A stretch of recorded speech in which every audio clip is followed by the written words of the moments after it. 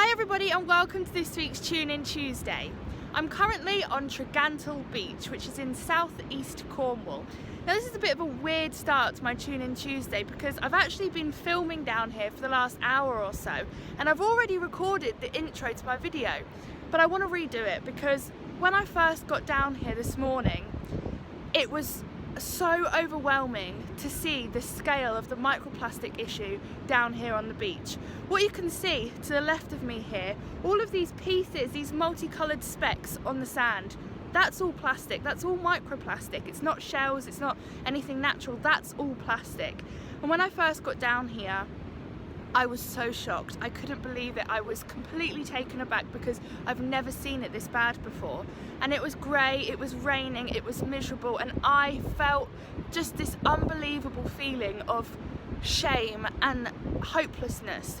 But actually the reason that I want to redo the start of my video and get rid of that hopelessness is because I want to show you this. If I just turn slightly, here on the sand, there's hardly any pieces of plastic, and that's because we've just spent the last hour on our hands and knees sweeping it up, taking it off the beach. And I think this just shows the true power of passion. When people come together united over a problem and find the solution, I cannot believe the difference that we've made in just an hour. You can see the stark contrast here of plastic and sand. This is how it should be, not like this. So we're going to spend the rest of the day clearing up the rest of the microplastic, but I just wanted to share with you this feeling that I have of the difference that we can make as individuals, but also when we unite together. It's phenomenal, and I cannot wait to show you the rest of what we get up to today at Tregantle.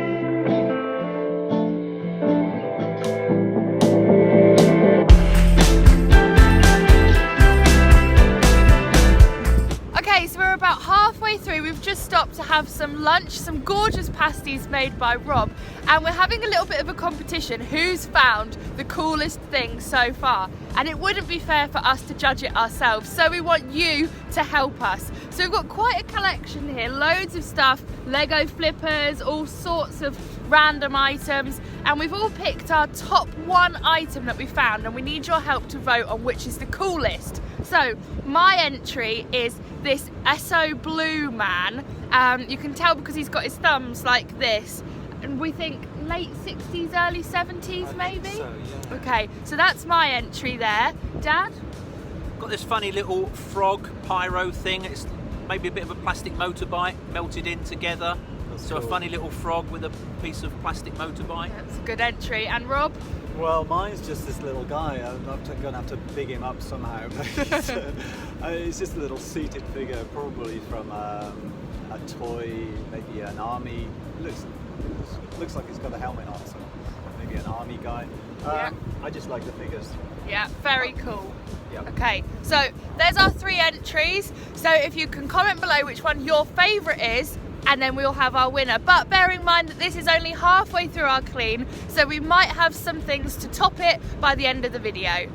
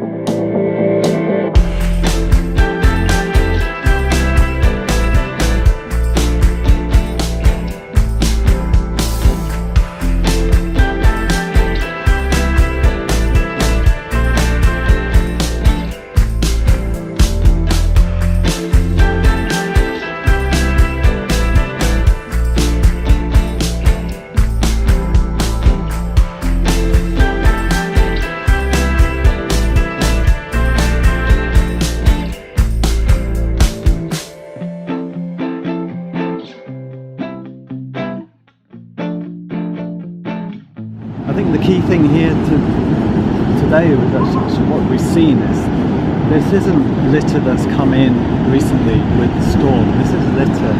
It's all the small bits of plastic which actually tend to get buried in the sand.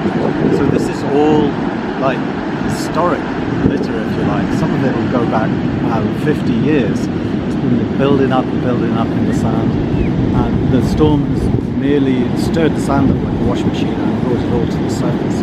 So it's been great what we've done today here, to pick this out and collect it, because it may be, you know, even the next time this could all be buried up again.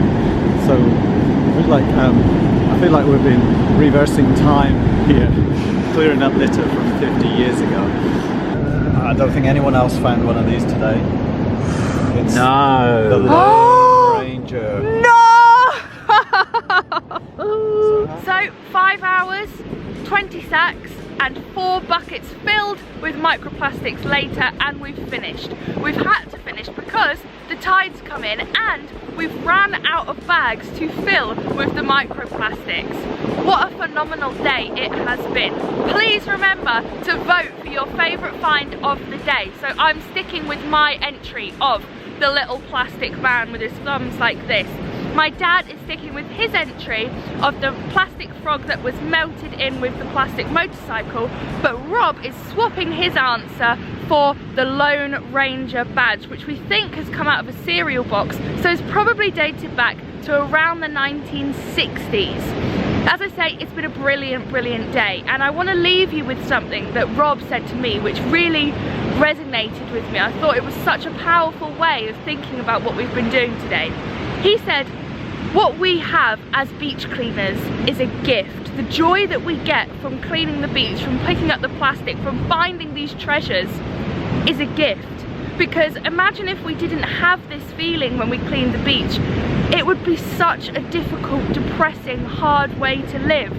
When you go to the beach and if you feel like you can't do anything, it must be so difficult, but we don't have that feeling. As volunteers, as beach cleaners, we have this gift where we know the power that we have to instigate change, and we be proactive and we take that power and we do make change. So remember that next time you're on a beach, everybody can do something. So thank you so much for watching this week's Tune In Tuesday. Thank you so much to Rob and the rest of the team at Rain Peninsula Beach Care, and I'll see you next week for next week's episode.